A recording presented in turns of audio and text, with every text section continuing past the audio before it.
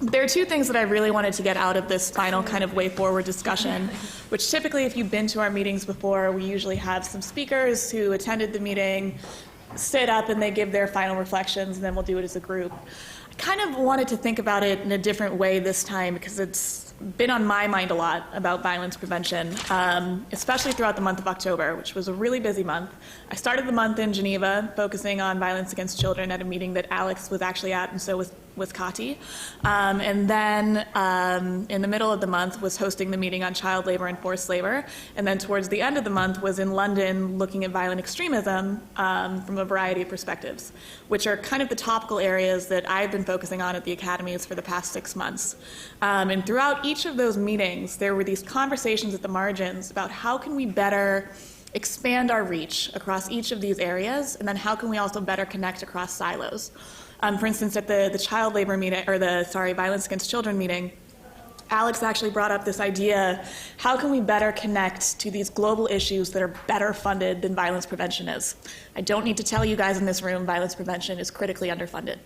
And he brought up the example of HIV and AIDS in Africa and how violence prevention, and particularly intimate partner violence, was really able to tap into that connection between HIV and intimate partner violence and really get into the PEPFAR funding, which was massive. And we've seen great shifts in the Africa region in that space because of it.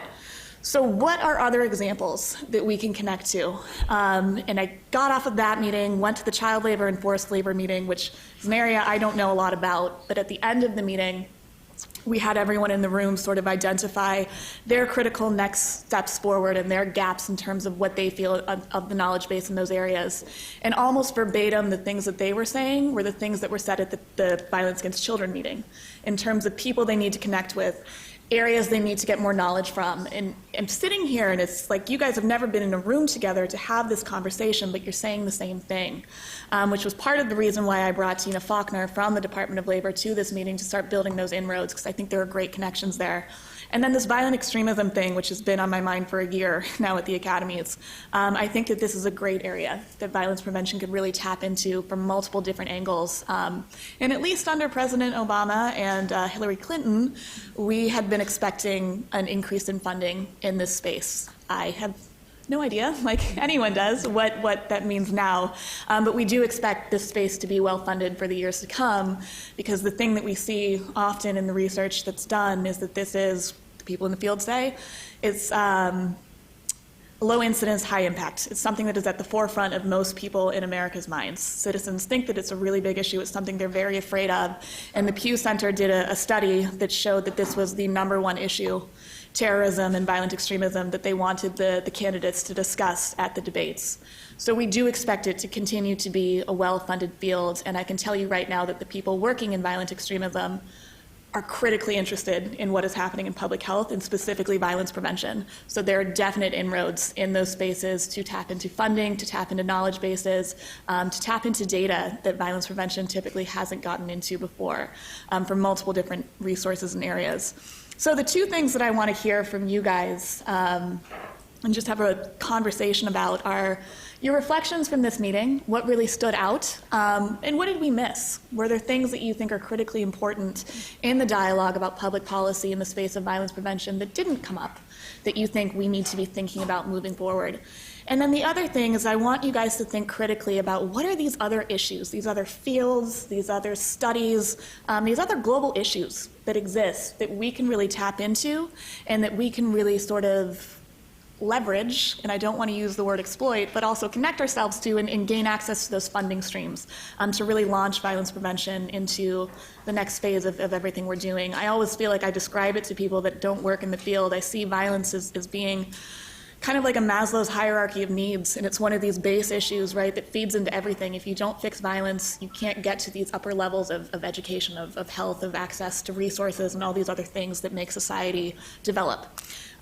So with that said, I open the floor. Again, I do want to keep it a conversation, but feel free to raise hands or just begin talking, and we'll kind of go from there. All right, thanks, guys. Valerie? Yeah, you know, the thing that I was struck by most over the last couple of days were the discussions on messaging, George's talk, and his talk about the Georges and Georgia, both of them, their talks about messaging, simplifying the message. You know, we use the language that we're familiar with, and we do a really good job of talking to ourselves, and we understand what we're trying to say, and we understand the distinctions between all of these areas of violence and all the subtle nuances. But people outside of this room and outside of the groups that we represent may or may not be so tuned into those subtle nuances. So that's why I appreciated Hani's kind of looking at a interpersonal violence kind of collective set of areas to consider. So I think that in order to get to what you're asking, you know, where are the other sources, I think we have to, you know, really be clear on what it is that we want. What's the messaging? Who are the, I think George's comment was the unlikely advocate or something like that, messenger, you know, the mailman or whomever it is. You know, where are those opportunities for people who can really speak to this in a way that it can be heard by folks who don't really understand the complexity of this and the fact, as you say, that it is foundational on the hierarchy. And the last thing I'll say is that Evelyn and I were chatting out in the hall talking about the fact that you, Jerry, in your presentation yesterday talked about the script, and that you've got all the goals and so forth there that people talk from. What are the other plans that we have that folks in youth violence and, you know, violence against children and all the other kinds of ways that we slice violence up, is there a Venn diagram that we can draw? Are there ways that we can look at those documents and see where there are shared interests and similar overlapping talking points that we can then take and finesse to answer some of the kinds of questions that you're proposing?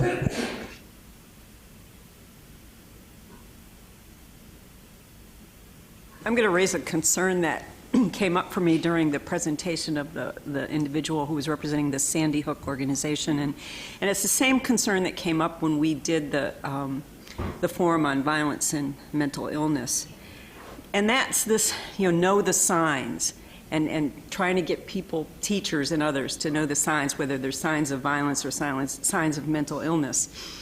And I remember asking Tom Insel, saying to Tom Insel, I'm really scared. And he said, you should be. Because I think there's this issue that kids could be identified by people who have no problem, who are just within the normal range of growing up and having quirks and, you know, idiosyncrasies that will be identified and sort of singled out, and you know, people will hover or try to do interventions, you know, and I don't think we have a good science about know the signs. And even on violence, and I looked up when she was talking, I know that American Psychological Association has something about these are the warning signs, but they're really just risk factors. And one of them was having been diagnosed with a mental illness, having an alcohol or drug problem. And we know the majority of people with those diagnoses are not going to become violent, will never be violent. So I'm kind of concerned that our efforts don't go to where we start profiling and labeling people. And so I just wanted to raise that because I think we don't have a good science in terms of, and we also don't know what to do because we don't have a good mental health system for children anyway. So, and especially trying to teach teachers and others who don't have mental health training, you know, to look for things in kids. I think that kids who are just off, you know, a little bit not in the mainstream are going to get hurt by these kinds of efforts. So I just wanted to raise that. Well, I have something to say about that. I'm Peter Nye. It's true that most psychological disorder diagnoses don't seem to directly cause the person to commit acts of violence. Like someone gave me an example, oh, you could just have an eating disorder or something like that. But I think there are two things about that, because there are two different ways that the causation can work that you need to be aware of. One is that oftentimes the reason the person has a mental health disorder is because of some other problem that could be a risk factor. And the other is that oftentimes sometimes people who have mental health disorders are, because of the disorder, subjected to a lot of social ostracization and bullying and other sort of bad behaviors that can often drive the person to commit acts of violence. So I think I think almost any mental health diagnosis can. It's only a small percentage of people with mental illness who will act out violently. And nobody can predict. They've even done tests with psychiatrists seeing if they could predict. And practicing, medical students did better than practicing psychiatrists in predicting which patients would become violent. So the data don't show that. The data show that it's only a small percentage, and there's lots of risk factors. And they're not necessarily predictive. And isn't it really just male schizophrenics who seem to have that higher? So it's not even, it's not all mental illness by any stretch of the matter. And even with male schizophrenics, as you said, it's an association. There's, and so we got to be careful about the stigma. I'm actually really glad that you guys brought this up. Are you responding to Peggy on this? You go first, and then I'll go. I have similar concerns, and I think about it. Some of our learnings from the robust interest in early screening for cancer, and you can pick up false positives at a much higher rate than the true positives. And when we bring the pathology lens that's part of medicine to issues around mental health, I think it's a very treacherous place, and it's one that requires a lot of very careful thought. One of the things that we've been seeing in Kaiser Permanente is we're starting to think about screening for adverse childhood experiences. And what we're doing, and I think it's really important, is trying to pair that with inquiry about resiliency. Because when doctors and other medical professionals get their focus on risk factors, we think about pathology, and we miss that nuance about risk. And we also head down a path which is about negative, and nothing about protective factors and assets, which then are the buffers often for that quirky child who may be exhibiting some element in their development that when surrounded by other pieces, that quirkiness becomes artistic, or the people who will bring new thoughts to us. And when it's surrounded in another way and sometimes labeled with a negative label of some sort, then starts down another path. So I think this is an important element for us to really talk about it.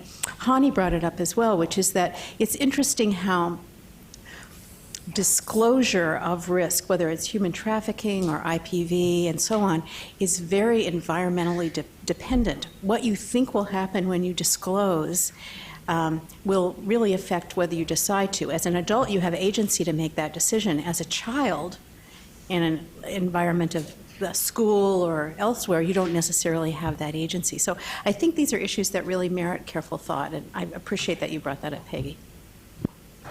I just wanted to respond to that as well. I think that this is such a critical point, especially in the context of the CVE discussion, the violent extremism discussion we've been having, because that point that you brought up, Peggy, and I think you did an excellent job of explaining the concern, is one that we've been hearing repeatedly from the Department of Education. They're worried that they're just going to be essentially turned into spies, right? To identify for different reasons, but the stigma around religion and mental health as well is a part of that, identifying who among a pool of students is an extremist. There are certain things that you can say, oh, well, they have certain language that they're using that is worrisome, but identifying someone as that is risky. And it's a context that I think that in my meetings with individuals working within the field, they feel that they have identified ways to identify somebody who is going to be violent. And listening to them talk, they're not violence prevention people, they're forensic psychiatrists, they're people who work in law enforcement, and they have a much different perspective than everyone in this room does, and in my opinion, a different opinion than what the data shows. So I think that this is a really great example of the ways that we can be really helpful to an emerging field in science like violent extremism. Pick up on these comments because it seems to me that there's a real threat of overgeneralization. Overgeneralization as a matter of enforcement, overgeneralization as a matter of surveillance. But I also want to raise that there is maybe not a threat, but a risk of inefficiency or depleted resources in a resource-scarce environment, with overgeneralization as a matter of prevention. And I was sort of struck by Dr. Wen's comments this morning. Dr. Wen profiled a program for providing eyeglasses to children as a violence reduction strategy. And she suggested that there's a causal pathway between providing eyeglasses and then improved educational outcomes and then ultimately reduced violence. That's plausible, but I find that entirely speculative and potentially not supported by causal evidence. And there's some mixed records about the causal, about education interventions and then leading to reduced violence. Sometimes it works, sometimes it doesn't. And particularly with the most serious violence, we have a simple treatment issue, which is often the most violent youth are not in school. And so there are some real issues with that, and I was sort of surprised that she would profile something like that. And I think, for me, this highlights an issue not just in Baltimore, but with the field more generally, the public health field. 30 years of social science tells us, I think, with near certainty, that violence is highly concentrated among a small number of places, usually micro-locations or hotspots, among a small number of people, and I'm referring to the most serious violence here, impact offenders, and around some key behaviors, abusing alcohol, carrying a weapon, other things like that. And so violence is sticky, and I think that and so it's not surprising that a lot of systematic reviews are now showing that the interventions with the largest effect sizes are the ones that are sticky in themselves and focus on that stickiness or selectivity. And in fact, there are systematic reviews now that are showing that if you look across the span of prevention, primary, secondary, and tertiary prevention, or universal selected and indicated populations, that it's the more specific, it's the secondary and tertiary interventions which are having the greatest effect, or it's the ones that are identifying the selected or indicated populations. And there's nothing inherently in the public health framework that's inconsistent with that. But we talk constantly about primary prevention. And I think that that's really not consistent with the emerging picture of what the evidence shows. The second thing that troubled me, and I'll get to, I'll just finish this quickly, is I was troubled by the framing of Dr. Wen's framing of public health and public safety in opposition to one another. I think it's absolutely clear that when it comes to reducing violence, we need doctors and we need police. It's not an either-or situation, it's a both and we need communities and we need faith-based representatives, we need service providers, all of those things. And it's extremely important, I think, not just to the future of violence prevention, but to the continued health and financial safety of public health, that relationship between public safety and public health is a collaborative and not competitive one. Because Valerie, when you talked about who's that unlikely advocate, well, actually law enforcement can be, in many cases, the most unlikely and most effective advocate for prevention. But in the 7 years that I've spent going around the country, talking about balanced approaches to violence reduction, I have to say, it is the public health community, as often as it is the public safety community, that is insular, that is resistant, that views public safety as a threat or as a competitor for resources. And we really got to look in the mirror about that. And I think it's very important. And so, the public health contribution has been huge in this area and hugely helpful in pushing evidence-based strategies. But we have to be mindful that science is provisional and that our approach needs to be continually refined and adopted. And so I just wanted to put these things out there. I see Valerie, and I know, Holly, you had yours up. Do you have a point as well? Sure. The one thing that I keep thinking about, thank you, by the way, is this idea of trauma, in terms of the different types of violence that we were discussing these 2 days, is that one root cause could be trauma, and trying to identify and intervene early would seem like a reasonable strategy. And this idea, I'm going back to Bridget's comments about, maybe screening or other approaches to recognize and identify. And I understand the comment about profiling and, that type of thing and how that can be dangerous. But the idea of trying to identify folks early on and intervene before something happens, in terms of traumatic events.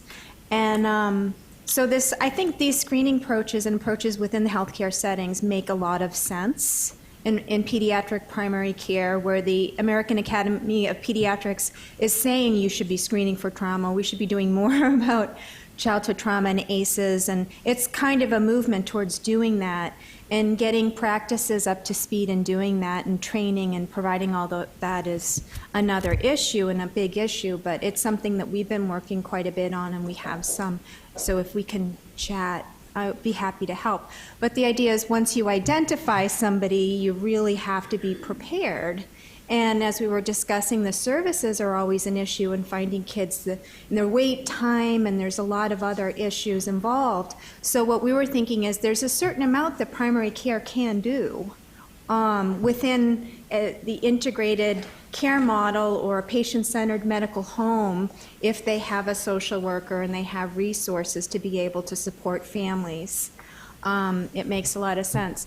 I'm thinking back to Lena Wen's talk also, and I appreciate I'm sorry, what's your name? Thomas, yeah, really appreciated your comments, thank you. Another thing that I keep thinking about is, a public health agency like the Baltimore City Health Department. And our commissioner has access to a ton of data. She really does, and it's her mission and her agency's mission to improve health in my community. And I kind of think if we're sitting on all this data, we should use it. A lot of resources have gone into collecting these data. It shouldn't just sit there for no good. So how can we utilize data to inform our approaches to prevention? And I know targeting, profiling is another thing that we have to worry about. But they do it with other conditions all the time, like for falls. And the elderly in Baltimore City, one major initiative we have is to utilize our health information exchange data to figure out who's at high risk for falls, and then to do outreach to that person to prevent the fall from ever happening. The fall is going to be costly on the individual in terms of their health. It's costly for the healthcare system, and so forth. So taking that approach makes a lot of sense, but that's not to say there are not a lot of ethical issues and thought that would have to go into, once you do identify someone, how do you thoughtfully and in the most careful way reach out and to support that individual. But the thing that I'm battling against, we always battle against, is this issue of funding. So, we get funding to deliver programs, and that's being cut, but 2-3 years later it's over, and what do? None of these programs many of these programs are not sustained. And so the idea of building these programs into our current infrastructure makes a little bit of sense to the extent that we can do that within our education and healthcare systems. Anyway, it sounds like a little bit of a rant. A couple of years ago, I don't remember if it was New England Journal or one of the other leading medical journals, but this is just directly back. And it was about the danger of false positives. And in some areas, like falls, there wouldn't be any danger of false positives if you targeted an individual who really wasn't at risk for falling, but and gave them the intervention. But in other areas, false positives can cause a lot of harm. And Bridget mentioned that already in terms of some cancer screenings. So I think it's a little more nuanced, and that screeners and screening has to take into account it's not just ethics, but the harm you might do to someone if you screen incorrectly. Screening, because we have nothing that's 100%. So, But does the harm outweigh the benefit that can be made if you do recognize a family and you do go ahead and provide that family who's so hopeless that they don't know what to do and disabled by their conditions, if you can reach out and try to engage those folks into care? It seems like in many cases there's more benefit that can be done than harm. I think that's a really thoughtful discussion, and I think it's one that we could spend hours on, but I think that the response is a critical piece of that, which I think in the context of mental health and the violent extremism, the response is not good, and I would say that the danger of false positive is pretty severely damaging. Valerie.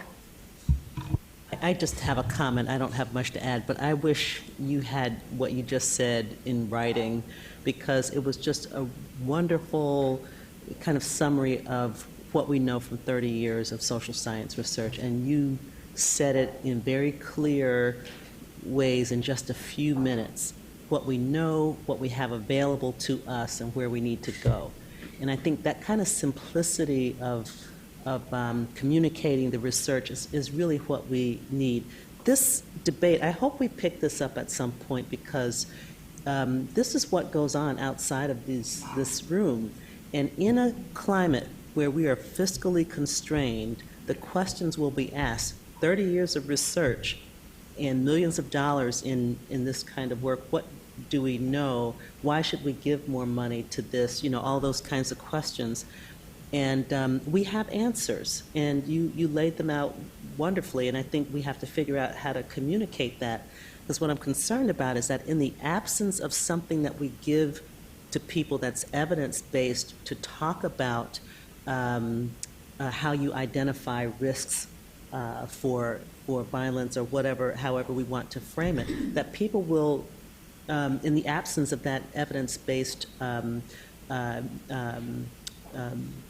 discussion, dialogue, intervention, that they'll just pick signs and symptoms and warnings.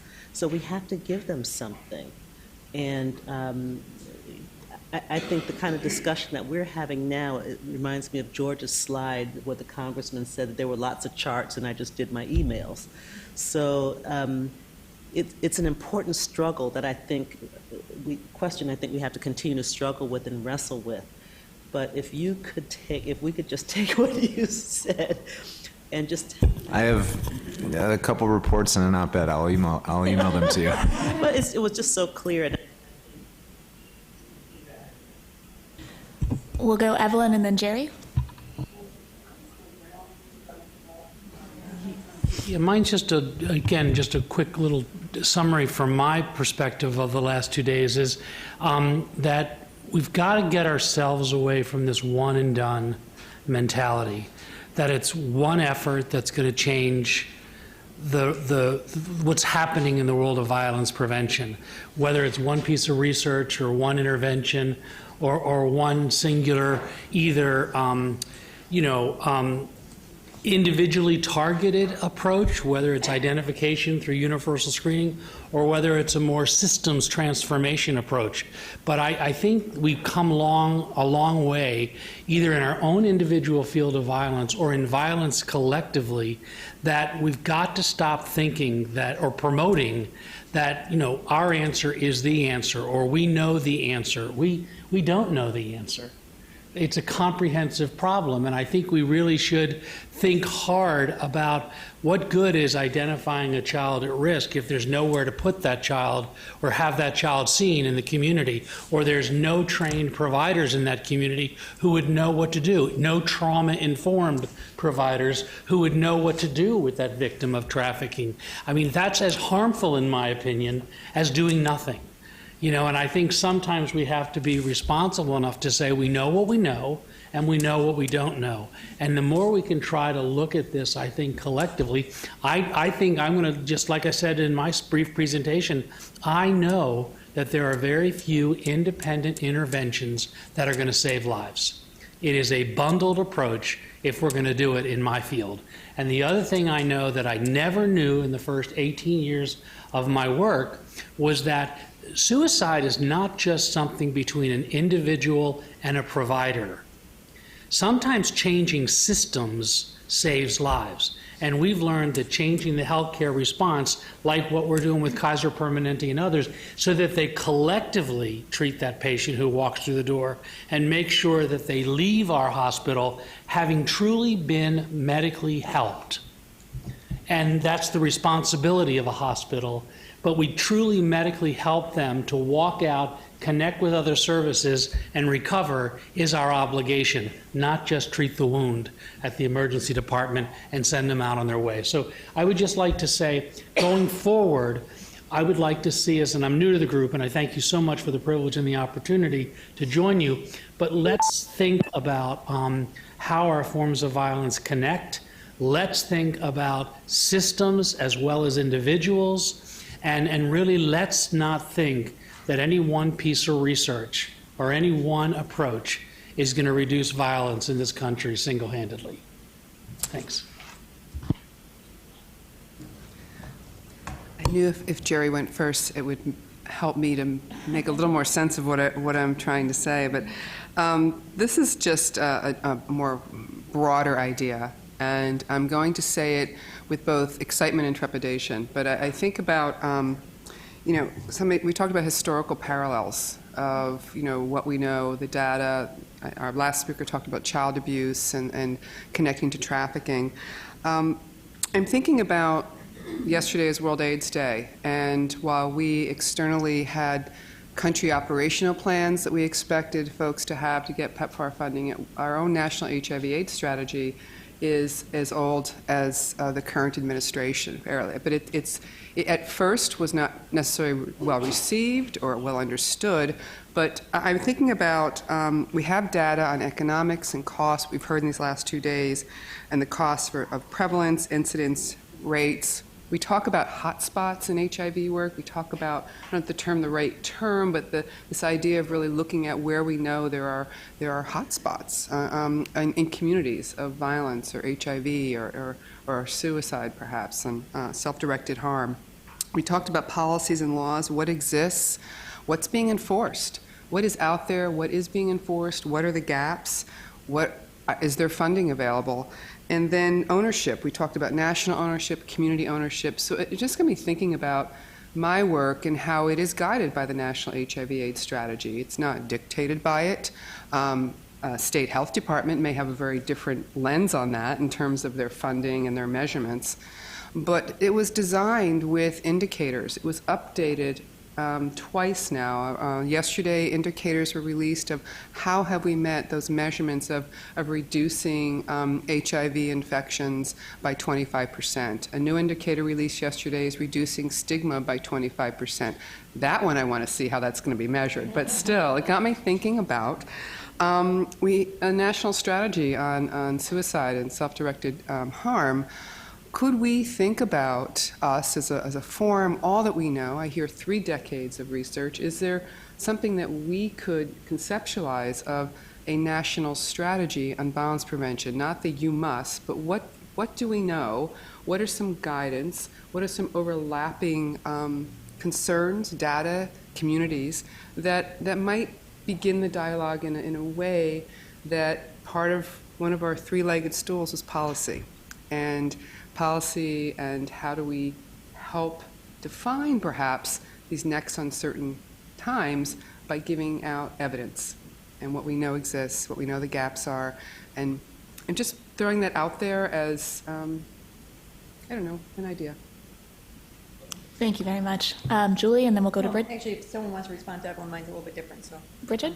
I wanted to mention Jim Mercy isn't here for our meeting, but Jim represents the CDC and the new National Strategy for Violence Prevention, and it's excellent, very clearly thought out. And as a part of that national strategy are the technical assistance parts. The first one has come out on child abuse, the second one on sexual assault, and the other forms of violence will be coming forward too. So I think we have a strategy that's had contributions from sort of the best thinkers that would be something that would be worth our forum considering promoting, sort of learning a little more about and then promoting.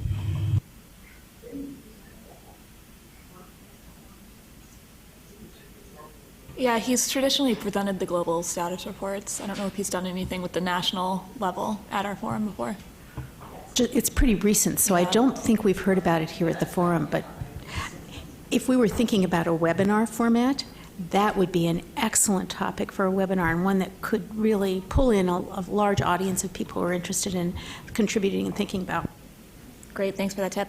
We'll go Julie and then Siobhan.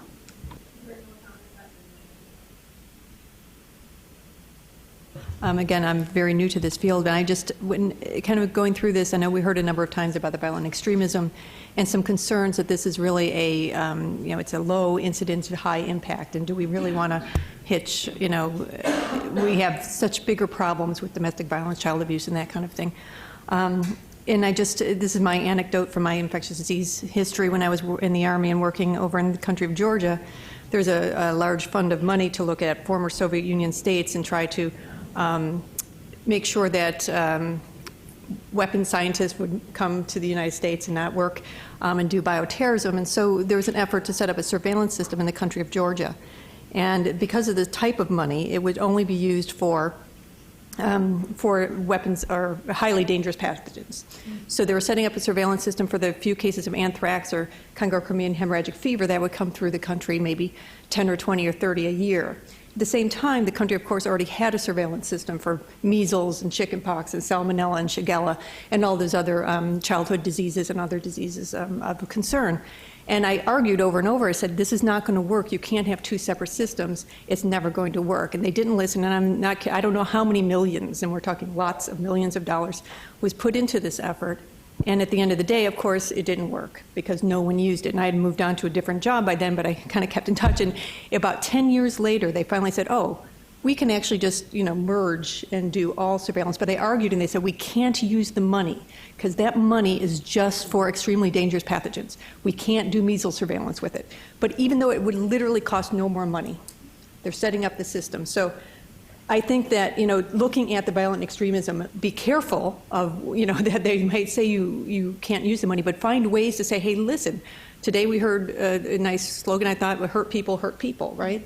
So are these same people? We don't know. I don't know. Maybe you all know more than I. Do these people go on to do violent extremism? Is there a way to do some primary prevention work, some secondary prevention? I really liked your comments, Thomas, about merging, and I don't know how much Louise has told you all about this, but it's really an incredible idea to work in 3 different segments of primary, secondary, and tertiary to bring together, in our planning meeting, bringing together the law enforcement and the public health people. And I think that's a real good way to maybe look at some money that might be out there that we can use that to actually merge that together. And I just wanted to put that out there. Actually, thank you. I think that was a really nice kind of summary of a concern and a really good example that was salient. Just because you brought it up, I will say that they don't have risk factors identified, they don't have protective factors identified in this field of violent extremism, but they see things that are sort of commonalities. And some of the things that they see are a history of violence and a history of criminal activity, which shouldn't be that surprising to the people in this room, and also a history of trauma. And there are other factors that they've identified that sound a lot like the same types of risk factors that we've identified for violence prevention. So I think that that's a really good point, and I think that the inroad, I think the inroad for the people in this room are the connections to domestic violence that we see in perpetrators of violent extremism, in connections to other things to get funding to research those activities and not just focus on the extremism piece of it. Thank you. Did you have a response to that? Yeah, I just wanted to pick up on I can't see your on Julie's comment and maybe just some thoughts about the funding piece. In the Homeland Security criminal justice area, we have this huge tension between hometown security and homeland security, and state and local law enforcement being pulled in multiple directions, being expected to be able to do all of these different things. And one of the big questions is, as lots of sort of Homeland Security funding comes into state and local law enforcement, is that going to be narrowly tailored just to issues of terrorism, or is it going to be used for what people call an all crimes approach? And I think the broader lesson here is that throughout all of these different areas of policy, harmonizing these investments can create enormous efficiencies. And having situational awareness of how these investments can leverage one another, and sometimes how you don't have to create an entirely new system. I mean, I think anyone who's spent any time in government has dealt with that frustration where we create a new thing where we didn't necessarily need to. Just as a matter of strategy, though, you know, I think it's a little risky to lead with the money, and I think that I would recommend that we really be problem focused, and that we're not advocates, that we're not advocating for necessarily a particular solution, although we feel that we bring a lot to bear on this, but that we have a common problem. And in general, in my working in multi-agency scenarios, generally if you focus on the problem first and create the relationships, that's when you get the sheriff going to the city council and saying, you can't cut the mental health funding, I need these guys. But that doesn't happen unless you're sort of going into it first focused on the common problem. Thank you. Siobhan? Thank you. I have two comments, and both of them are somewhat related. First, I just want to say I appreciated the speaker yesterday who mentioned he spoke on behavioral economics. I think it was important to bring the financial aspect into the conversation as it relates to violence. And we've had conversations in the past about community resiliency, and I think that plays a role in talking about those who are perpetrators of violence as well as those who are victims of violence, about economic stability. And I think that being highlighted on some aspect on the agenda for this workshop was important. I would like to see that conversation expanded. We've had conversations internally at my office and among other colleagues about how microeconomics plays a role in IPV and domestic violence relationships, and actually I think that's something we need to continue to have those conversations. And then my second comment, which I say is somewhat related, is someone mentioned yesterday about combining interventions with life skills to reduce violence. And I don't know if those interventions have taken place already, but if that evidence is to bubble up and we can see increased evidence around those issues, I think that would be important, because as we look at economics, as we look at communities, and the comments earlier about public health versus public safety, if we are investing and strengthening communities, particularly those communities that are most vulnerable for violence, I think we could see a huge impact. And I think that as we talk about intersections of disciplines, we should be having these conversations with housing. We should be having these conversations with economists. Strengthening communities so that they can actually have economic stability and economic empowerment is really, really important as we talk about these issues and these other underlying issues that lead to violence. So I appreciate a lot of the comments and the discussions that I've heard today. I've missed some pieces, but I just wanted to kind of make those two comments and also challenge the forum as we think about future topics.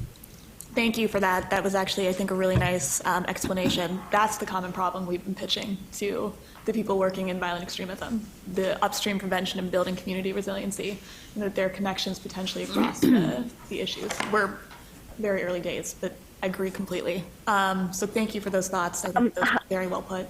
Hi, everybody. It's Jackie Campbell. I've been on the phone for a while listening, and I just want to echo much of what's been said. And two things in terms of, I think that hurt people is a really helpful way to help people understand that concept everywhere. And I've often expressed it in terms of treatment as primary prevention is another way to think about it, that's an important when people are still talking about primary, secondary, and tertiary prevention, that we are really clear about how we think that that's incredibly important if we're really going to get anywhere. And a third thing that may have already, and I don't know if anybody from Robert Wood Johnson Foundation is in the room, but their framework of a culture of health is really an important one for possibilities of funding around violence prevention in a very resilient communities, those kinds of notions way. So that's all I have to say, and I'm sorry I missed most of it, but I love the discussion I heard so far. Thank you, Jackie. I'm so glad to hear you're on the phone. So we've got Betty, and then we've got Rodrigo. I think that's what we got for now. Betty? Use the microphone. I just would like to say I've been coming to these forums maybe 4 years now, 3. I think it started with the Sandy Hook incident, actually, that I learned about it from a webinar or somehow. And what I have seen absent, and I'm happy to hear, as I mentioned earlier, there's apparently going to be now a forum focusing on the brain aspect, and what I've have seen absent in these meetings around violence and weapons and focusing on that is an absence of the talk about the medical aspect of post-traumatic stress disorder and the impact of violence on the brain. And I'm not trained in public health, but what I have learned about public health is, I guess, what Jerry's referring to is kind of the bundled approach, and that treating the brain alone in the absence of dealing with other kinds of structural issues, all parts are needed, the structural aspects, but the brain, even in someone who's been affected by violence, who's living in a financially secure situation, and with all the absence of the external factors, if the brain isn't treated, the trauma part of how the brain is affected, then the person is not able to heal. So I look forward to this forum in a workshop that will be coming up, I guess, next year that will include that in this conversation, because I think it's a critical piece. They're all critical pieces, but that's one that I think has been absent, and I think will help enhance the discussion and looking at interventions in a fuller way. Well, as I see it, this has been an excellent meeting. I think we have interchanged knowledge, opinions, have been motivated. But I would like to postulate that we should go beyond that. Our mission should be to advocate the gospel of violent prevention. And in order to do that, we first of all need what we have done here. Very good. We have taught to each other things that work, different the complexities, etc. But I have the impression we are preaching the converted. All of us are already converted. And we are not reaching outsiders. And as I see, I'm sure that politicians would love to hear what we are doing here.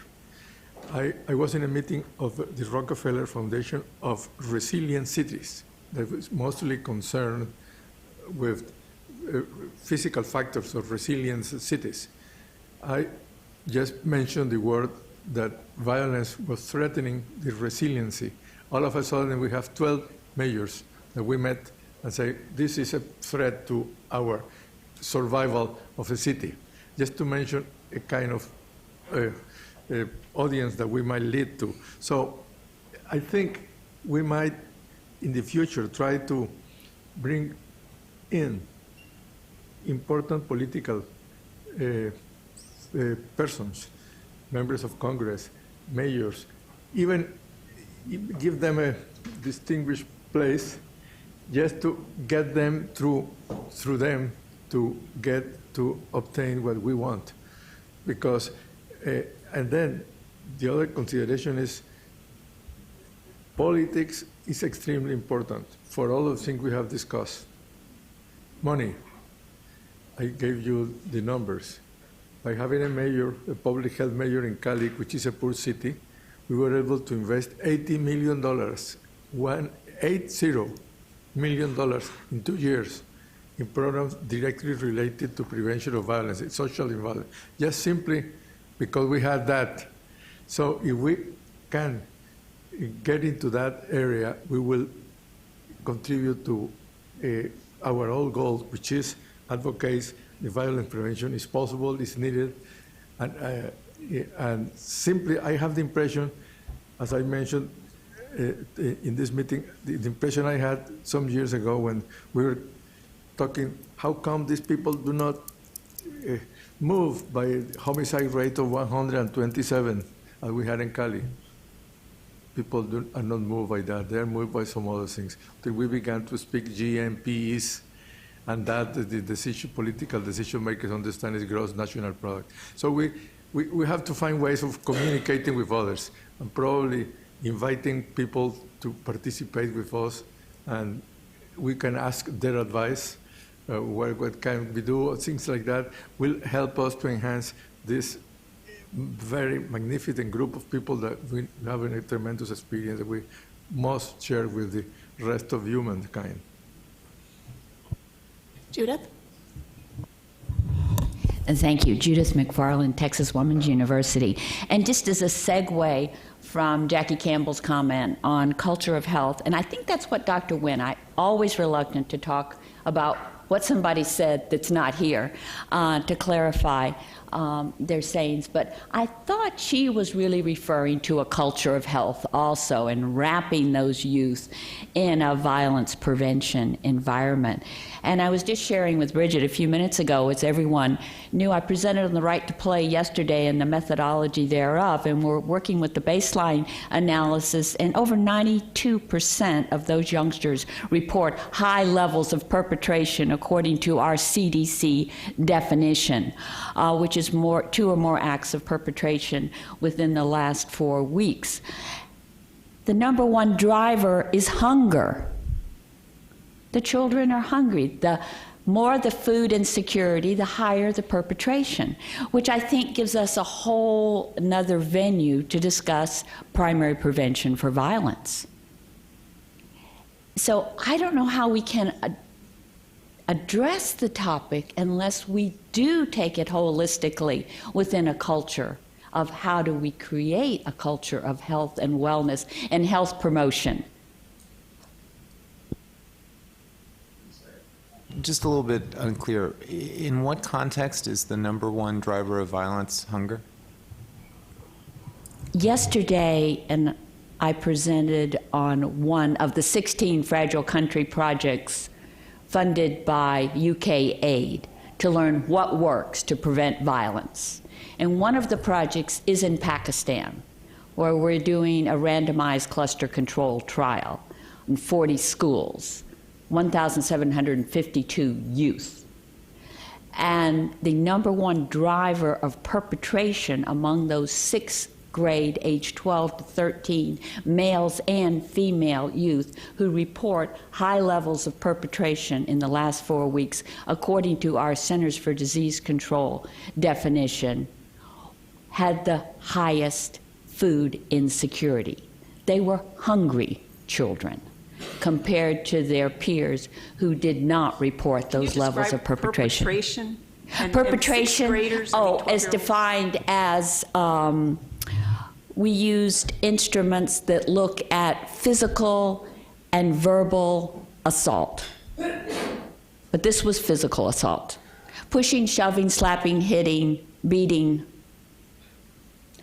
CDC instruments to operationally define perpetration is what we used from the compendium. Ani? On the victimhood side of things, in the United States, the Urban Institute just published a report on food insecurity among youth, and a major risk factor for females who were being trafficked was actual food insecurity in that Urban Institute report. So that was just shocking to me to think about food insecurity in our own borders and how that could be leading to such exploitation. Don't we also have to be just careful about the correlation versus causation? I mean, hunger is also associated with economic deprivation. Are we sure that it's actually the hunger that is driving the outcome, or is it that hunger itself is associated with another causal mechanism? Granted, it is cross-sectional. That's why we're tracking across time, using it as an indicator of outcomes for the intervention. However, we know from our own country we have strong data on children that are in sheltered, children that are homeless, have a higher hunger, food insecurity index, and there is correlation with more perpetration of violence. So we've got lots of data on that from our country. Just on the, it's not a large quantitative study that Urban Institute did, but what they, it was actually to be able to obtain food, the females were trading sex, which would qualify as survival sex, so there was that direct link in that case. This is the kind of conversation that we do need to be having, which is, to be sure, there is a correlation with all sorts of structural factors with violence. But we also know at the same time that serious violence is extremely concentrated. So of all of those kids who are hungry, a very small percentage of them will grow up to become serious violent offenders. And so what I'm suggesting is the biggest concern, the biggest threat with overgeneralization is in the overgeneralization of surveillance and punishment. I think we all agree on that. But I think we also need to be mindful that there's a risk of overgeneralization of spreading our scarce resources too thinly. And in my experience, this is the problem and this is the challenge with anti-violence efforts. They drift.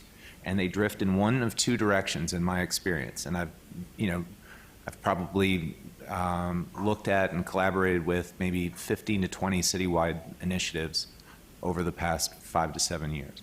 They go either into the area of generalized anti-crime initiatives. So you begin with anti-violence, and then it's, well, what about drugs? What about prostitution? What about this?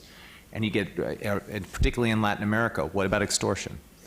And then but then in the other way, you drift the other way, and they become generalized anti-poverty initiatives.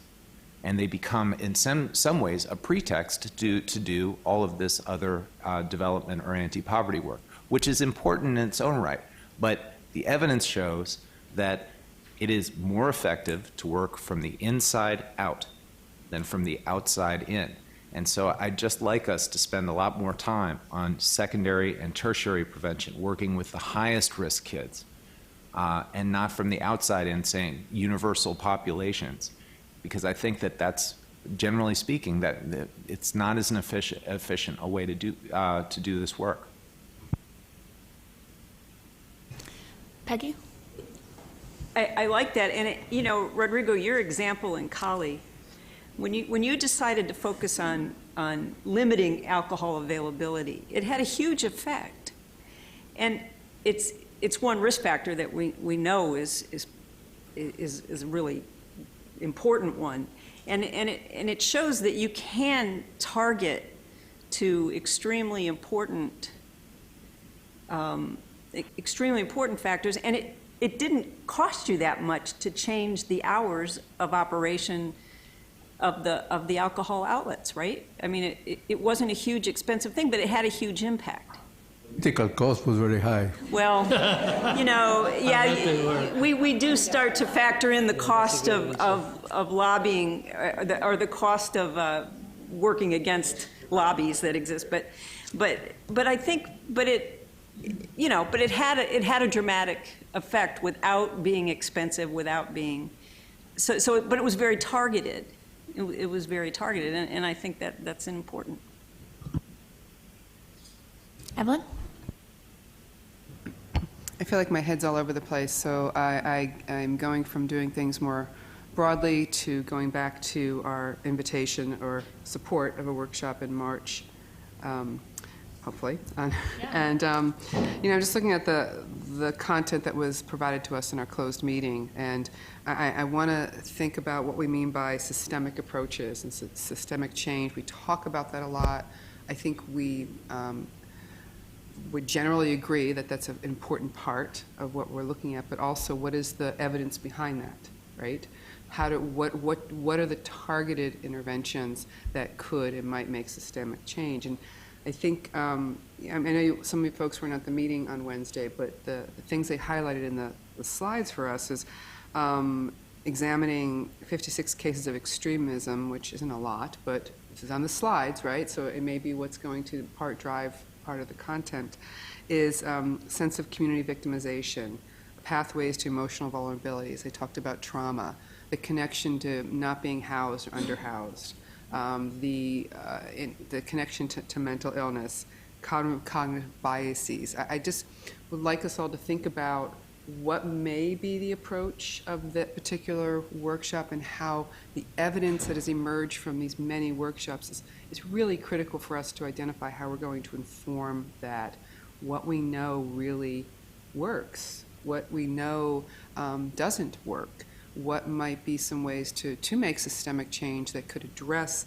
some of these targeted concerns that are the radicalization pathways, but also much broadly to not only have the funding, the outcomes focus on what is, again, on that slide yesterday, a very small incidence rate, but a very highly funded part of violence prevention. So I'm just kind of throwing out there, because I am not a research expert. I'm sure you can figure that out I'm just not. But I do know that I've heard a lot of information, good data that can support systemic change or interventions, but have to be based on that practical evidence. And so just throwing that out there. And for those of you who aren't aware, just a bit more context for that, the forum's next public workshop will be in March of 2017, and this is part of an ongoing kind of programming effort that I've been doing with a colleague at the National Academies focused on this question of violent extremism. After the Paris attacks in November, the president of the National Academies of Sciences sent out an email asking what we can do in this context to offer evidence and scientific knowledge base in this context. And I started having a conversation with John Piccarelli, who many of you in this room know. He is kind of our person who focuses on this area on the forum. And he has been doing for the last 3 years efforts to sort of learn from violence prevention in this context, which is a very new approach in the field of violent extremism and counterterrorism. And he thought it would be a great idea for us to do a workshop, kind of lessons learned and best practices, which is what that workshop in March will be. We have also held a workshop in September of this past year, which focused on the broader public health context of violent extremism, applying those tools and methods in this context. And we've also had a planning meeting for a potential study on this topic. So that's kind of the context of that. That is our next public workshop. But I only brought up the violent extremism thing as a topic to get juices going about what are these global issues that exist that violence prevention plays a role in that we could talk about and get involved with. So I welcome comments on either aspect of that, and I know that feels like we're winding down, but by all means, if there are more comments on either of those things or reflections on the workshop, please. Yeah. In terms of violent extremism, you probably know that the Wilton Park Conference was held in early October on this, and there was a sensitivity in that conference that I'll share with you, and perhaps you know already, a sensitivity by people who've worked in this field for many years, feeling that the funding streams have their own motives. I think that's the simple way of putting it, and it could potentially undermine some of the work that's been done and the larger need that exists out there, so as long as you're aware of that. The one, I'll just mention this to you and we can follow up, but I don't know if you've been in touch with the Romeo Dallaire Institute in Canada. Well, I heard him speak as well as had the opportunity to engage with him in a workshop. And they've done a significant amount of work around identity and recruitment, and so I think there's some opportunity to look at that and be happy to connect. Okay. And the only other thing I wanted to say, since I have the microphone, Louise, is yesterday we talked a bit about cash transfers as an intervention. I don't know how this has been discussed in the past because I'm very new. If it hasn't been discussed in the past, I think there's room for a conversation about how effective of a tool that will be in the long run. for multiple reasons, some of which we discussed yesterday. But I just wanted to flag that. Thank you. I would actually, have you guys just, not since I've been a part of the forum, the first time I ever heard about conditional cash transfers in a great detail was in the labor context. Do you know, Evelyn, off the top of your head, has it been something that's come up? I know they use them for education mostly, in child brides and things like that. Right, and it has been something that's part of the historical interventions around HIV prevention, but we haven't really talked in this forum much about that. So thank you for those comments. We'll go Betty, because I saw her first in the topic. Yeah, if I could just say there has been some work on microfinance types of interventions for domestic violence with some mixed results depending on the context where it occurs. And I think that was part of one very early forum meeting. There's also been interventions like Pigs for Peace that have also been presented.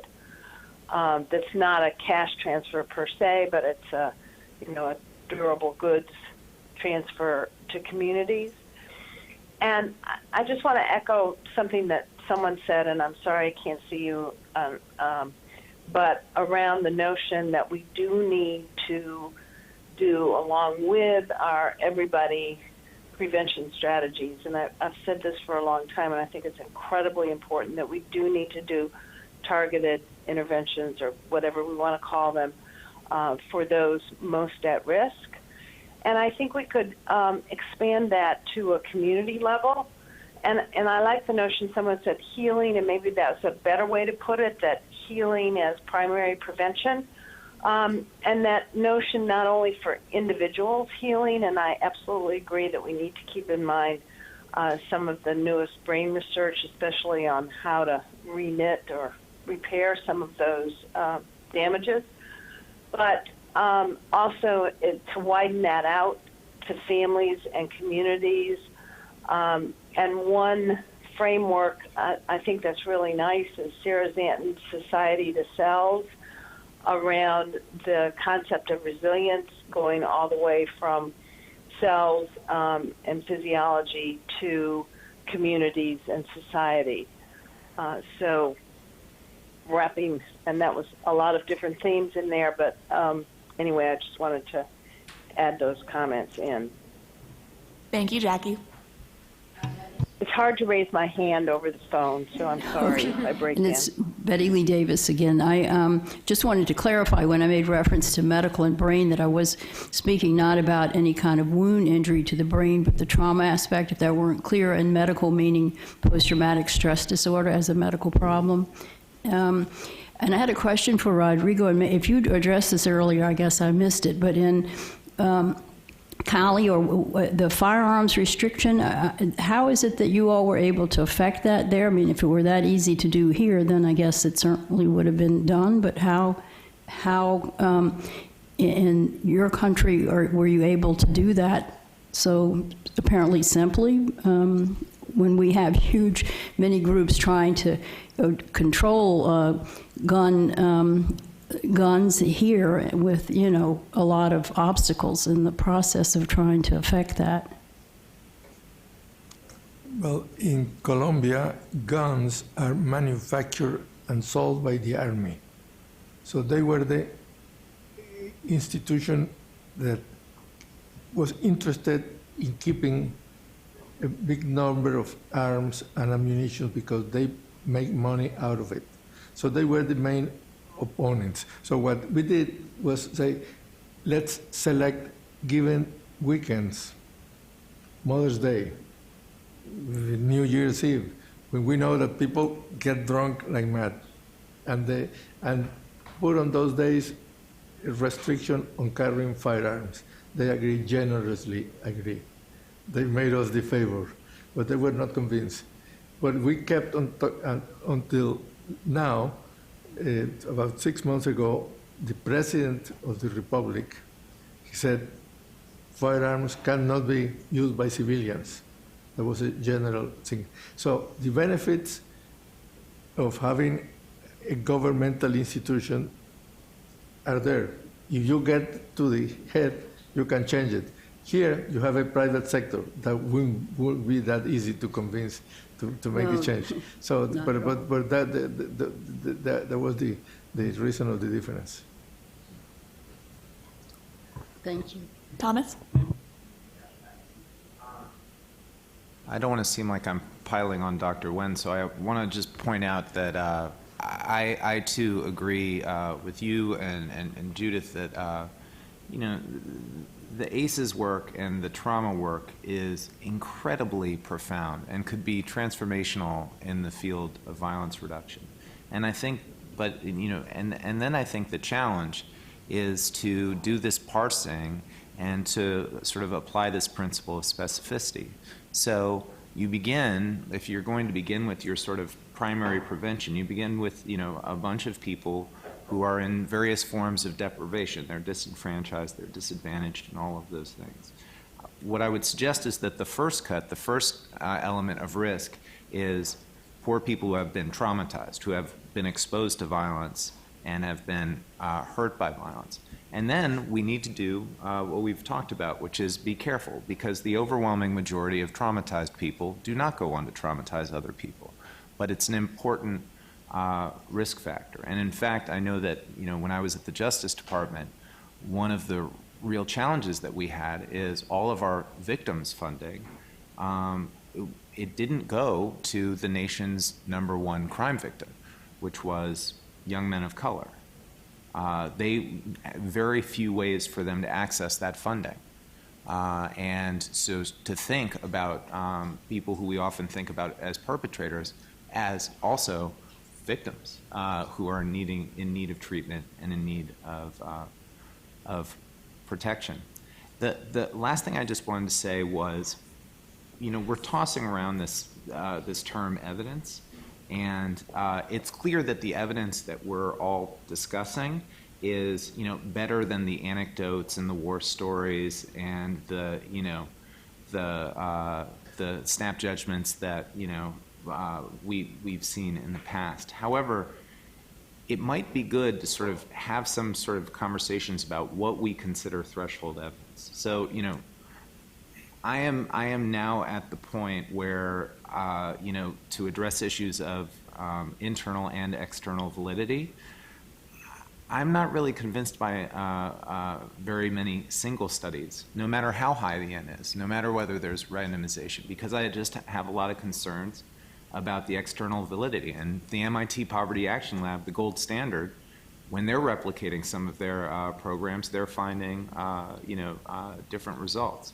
And so when we're talking about evidence, what's the hierarchy of this evidence, and what's our confidence level associated with that hierarchy? Thank you for those comments. Does anybody else have any final thoughts? Rodrigo? It's a final thought or recommendation. It came out of yesterday's meeting on media. One of the topics that will be extremely important for us to deal with is the role of media in the prevention of violence. You could convene a meeting like this one, inviting very important people from media. It will be very important. It will be extremely helpful. And probably the way to present it so that will not be negative is inviting them to think how media can prevent violence. So put them on the role of thinking, what can they do in order to prevent violence? That would be a good way, but certainly it will affect all forms of violence and extremely important. So that's something for the future. Thank you. Anyone else? Jerry? To that point, I would just say the Poynter Institute is a real good resource. We worked with them to train journalists about how to responsibly cover media. And I have to say, in the trafficking presentation, I was thinking about a Chicago Med story I saw just a few weeks ago that I thought did a fairly good job. And even looking into the eyes of a trafficking victim was mentioned. It was quite well done. And there's a group called the Entertainment Industries Council. If you don't know them, they work with the Hollywood Institute to help them understand human issues and then help the industry responsibly cover those issues when they do television and movies, and they work with directors and writers and all of that. So if we're going to go down that road, I would just say there's some really good assets, and as one of my points earlier, let's look to each other to see what we might have done that might contribute to what we want to do in this forum, because I can give you some really good resources to do that. Excellent, thank you. Anyone else? Okay, great. No. So I just want to take a moment to thank all of you for coming, for being here, the speakers. This was a fantastic meeting. The content was even better than I had imagined it could be. And for those of you on the webcast, thank you for viewing. The PowerPoint presentation should be up on our forum website within 1 to 2 weeks, along with the videos of the presentations as well. And we will also be producing, I think, a book-length workshop summary of this workshop as well. So thank you all so much for your attention and your presence and your meaningful dialogue as well. And I will also just point out, just because we've mentioned it, our next public workshop will be March 13th through 14th, and it will focus on the lessons learned and best practices for violence prevention that could be used in the context of violent extremism.